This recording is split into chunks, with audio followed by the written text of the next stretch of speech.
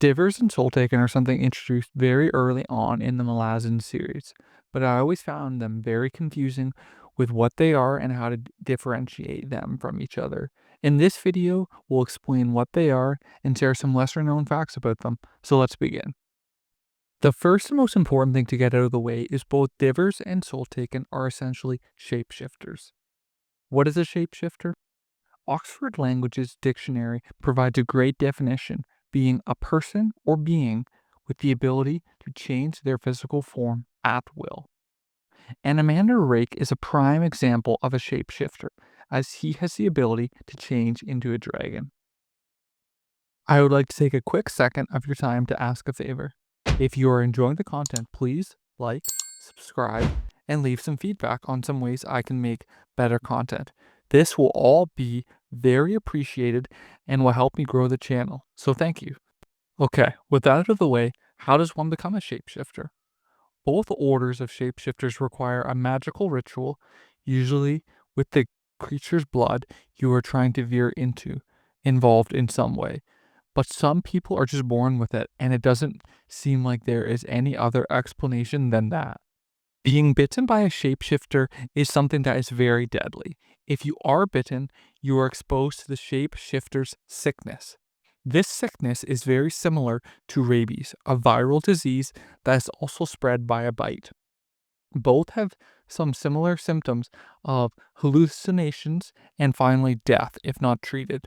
One major difference would be that if you treat rabies, it goes away, while shapeshifter sickness has a chance of flaring up again in your lifetime. We've explained some similarities. Now let's talk about divers specifically. The word divers, Erickson explained, is derived from the word diverse. Diverse, the Old English meaning, though, which means several. So with that little bit out of the way, divers are the highest order of the shapeshifters. They are usually one mind, but multiple beings or several beings. Now looking back on how Erickson named them, it starts to make sense.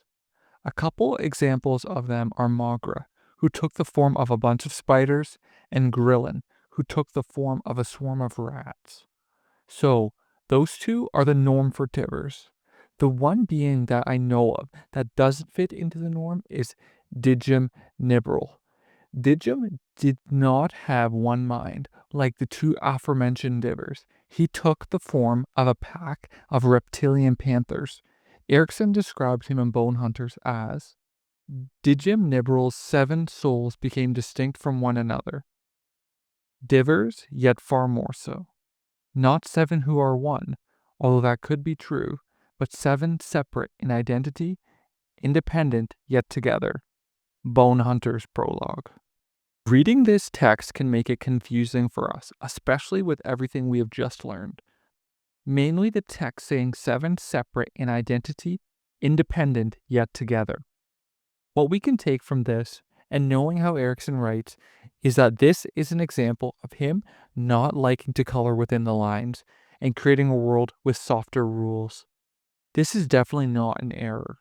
Although the way that Dejim carries himself and is talked about does give the readers an impression that he is very powerful and isn't just a normal diver. Now that that's cleaned up, let's move to Soletaken. Erickson said the name has a double meaning. First, Soletaken refers to soul as a single individual, like a soul person, singular person, and also soul as a play on words, like Soletaken. The Soletaken are the lower form of shapeshifters.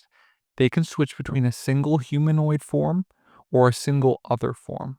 A couple examples of these would be Buke, who took the form of a sparrowhawk, and Trake, who took the form of a tiger.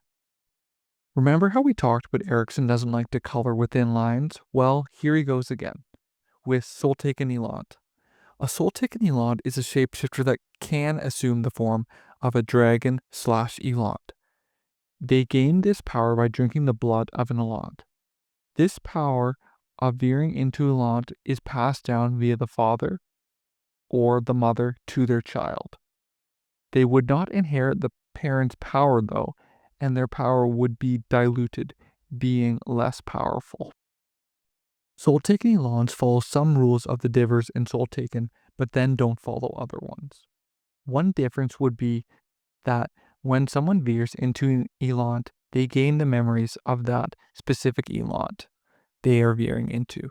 Another is that since generally it's only the Tice people that are able to veer into an Elant, and only the most powerful ones of that race, we don't see any examples of them losing their humanoid form and becoming fully Elant like we do see with other people, like Drake, for example. We don't fully know why this is, but I would assume it's a power thing, or that the Teist are more disciplined people than regular shapeshifters. Finally, being a shapeshifter is often linked to having an unquenchable thirst for ascendancy and domination of their race. This is not often right after performing the ritual, as many start with noble aspirations to solve the problems they have. But these noble aspirations bend the knee to the power that they have gained from being a shapeshifter. A quick application that I believe Erickson intended with shapeshifters is that power corrupts.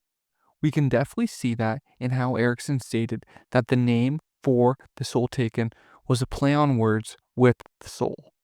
The soul is who somebody is, and when we give it up, we are no longer that person. What we see is when a being in the Malazan world becomes soul-taken, they exchange their soul to be something else, a bear, for example.